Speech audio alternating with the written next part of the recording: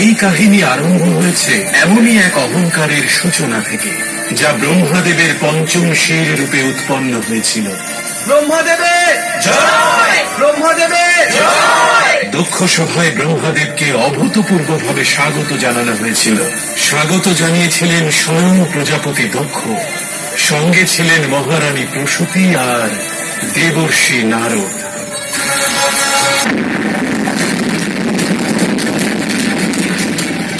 আমি কিছু বুঝলাম না পিতা। শিব আর বিষ্ণুর আসন আমার সামনে রেখেছি। যেহেতু এই যজ্ঞ আমার সম্মানে আয়োজন করা হয়েছে, এই সম্পূর্ণ সৃষ্টির রচনা আমিই করেছি, এমনকি শিব আর বিষ্ণুর রচনাও আমিই করেছি। তবে ওই দুজনের আসন আমার সমান কি করে হতে পারে? আমার স্থান হবে সবার উপরে। ক্ষমা করবেন পিতা, আমি এখনই আপনার জন্য একটা বিশিষ্ট আসন নির্মাণ করছি।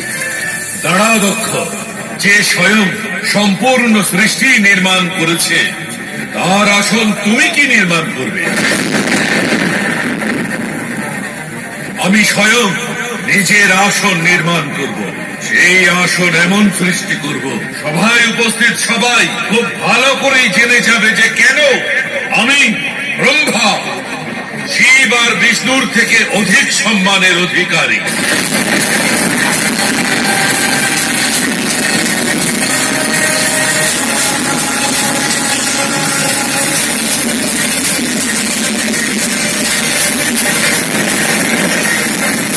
দক্ষ, এখন তোমাকে যজ্ঞ আরম্ভ করার অনুমতি দিলাম। যথাজ্ঞা পিতা। ক্ষমা চাইছি আমি।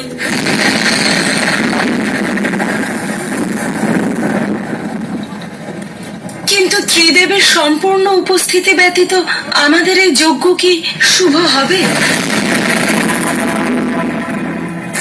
আমাদের নারায়ণ আর শিবের জন্য অপেক্ষা করা উচিত। আর তোমাকে বলছি, নিজের বাণীটাকে সংযত করার চেষ্টা করো। তুমি একজন স্ত্রী, নিজের মর্যাদাটা ভুলে যেও না। আর মুখটা তখনই খুলবে যখন বলার অনুমতি আমি দেব। পরম পিতা ব্রহ্মদেব সব থেকে অধিক জ্ঞানী, আর সৃষ্টির রচয়িতা উনি। যখন উনি আমাকে অনুমতি দিয়েছেন যে যজ্ঞ শুরু করা হবে, তাহলে যজ্ঞ শুরু হবে, আর কারোরই অপেক্ষা আমি করব না। ব্রহ্মায় নমঃ, ব্রহ্মায় নমঃ, ব্রহ্মায় নমঃ, ব্রহ্মায়। থামুন প্রজাপতি দক্ষ।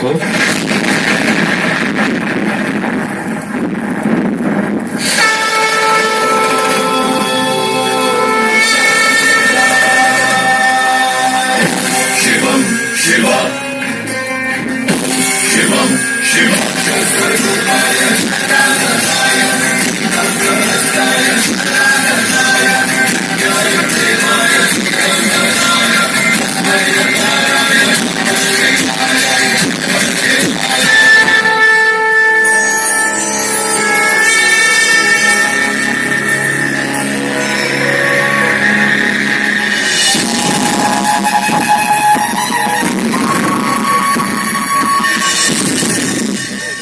প্রজাপতি দক্ষ, আমি এখানে কোনো ব্যাঘাত ঘটাতে আসিনি। আমি আপনার মঙ্গল কামনার জন্য এসেছি। ব্রহ্মদেব দ্বারা পৃথ্বীলোক রচনার মনোবাঞ্ছায় আপনি যে যজ্ঞ করছেন, আমি কামনা করছি তা যেন সফল হয়। কিন্তু এই যজ্ঞ যাতে সফল হয়, তার জন্য এই যজ্ঞ ব্যতীত অন্য কারোর উপস্থিতি অনিবার্য। আপনি এটা কাকে ইঙ্গিত করে বলছেন?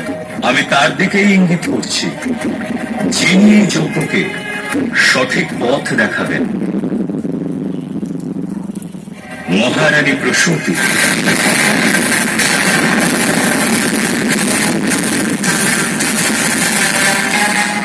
যার সাহায্য ছাড়া এই যজ্ঞ সম্পূর্ণ হবে না।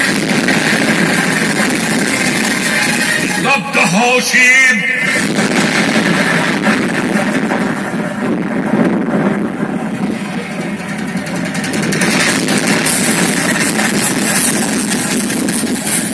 ব্রহ্মদেবের এই সৃষ্টি নির্মাণ করবার জন্য একজন নারীর সাহায্যের কি প্রয়োজন?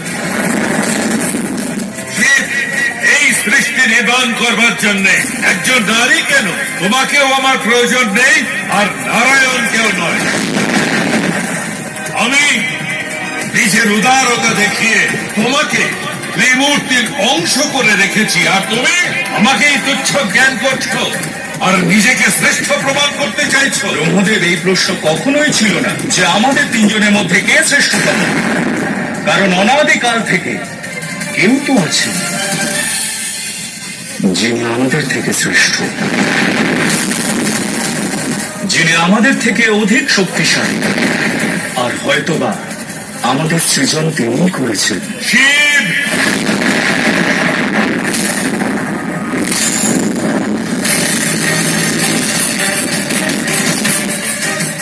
যদি আমার শ্রেষ্ঠতর কেউ থাকে তবে উপস্থিত করো আমার সামনে। পরিচয় দাও সবাইকে, কোথায় আছে সে? জানা নেই, শুধু ইঙ্গিত পাই তিনি অবশ্যই আছেন। সেই কারণেই আমি চেষ্টা করছি ব্রহ্মদেব, যাতে আপনি সেই সত্যের সঙ্গে পরিচিত হন, যাতে আপনার অহংকার দূর হয়। যাকে তুমি অহংকার বলতে চাইছো, বাস্তবে সেটা আমার অস্তিত্বের আকার। আমি ব্রহ্মা দেবী এই সৃষ্টিকে রচনা করেছি, আর সেই জন্য এই সৃষ্টিকে আমার নামেই ডাকা হয়। ব্রহ্মাণ্ড।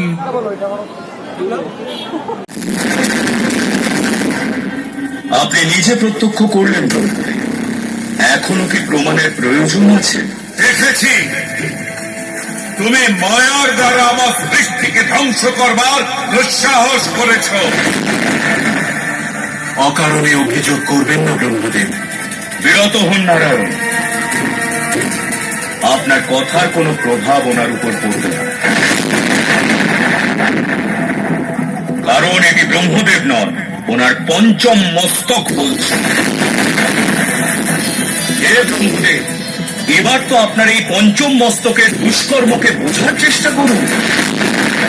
অহংকারের কারণে আপনি বিবেক রহিত হয়েছেন, ক্রোধ আপনার মনে বসত করছে। এই কারণে আপনি আপনার অসফলতার জন্য আমাকে দায়ী করছেন। কিন্তু সত্য তো এটাই ব্রহ্মদেব, যদি আপনার অসফলতার জন্য কেউ দায়ী হয়ে থাকে তাহলে তা শুধুমাত্র আপনি এবং আপনার অহংকার। শিব, তুমি আমার শক্তি আর সামর্থ্যকে সন্দেহ করেছ। আমি প্রমাণ করব যে ব্রহ্মা কি করতে পারে। কোন সৃজনে বা বিনাশ কার্যে এই সৃষ্টিকে বিনাশ করবার জন্য কোন শিবের প্রয়োজন নেই।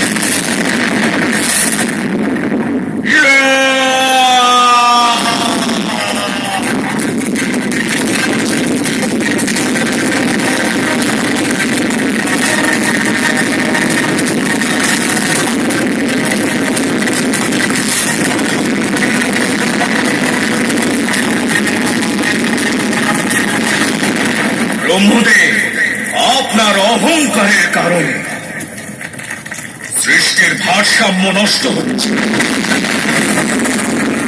আর যখন কোনো পাপী বা দুরাচারী নিজের সীমা লঙ্ঘন করে সৃষ্টিতে সংকট উৎপন্ন করে, তখন আমি শিব আমার সংহারক মূর্তি ধারণ করি। এতদিন সংসার আমার সৃজন শক্তি দেখেছে, আর এবার এই সংসার দেখবে ব্রহ্মার বিনাশ লীলা। আমার অষ্টভুজে প্রকট এই ব্রহ্মাস্ত্র 8 দিকে প্রলয় নিয়ে আসবে, আর তখন না এই সৃষ্টি বাঁচবে, আর না এই শিব, আর না থাকবে শিবের প্রলাপ। বিনাশ হবে এই সব কিছু। ব্রহ্মদেব, এখন আর আপনি আমার কাছে কোনো বিকল্প পথ রাখেননি। প্রয়াস অনেক করেছি, এবার আমি প্রহার করব।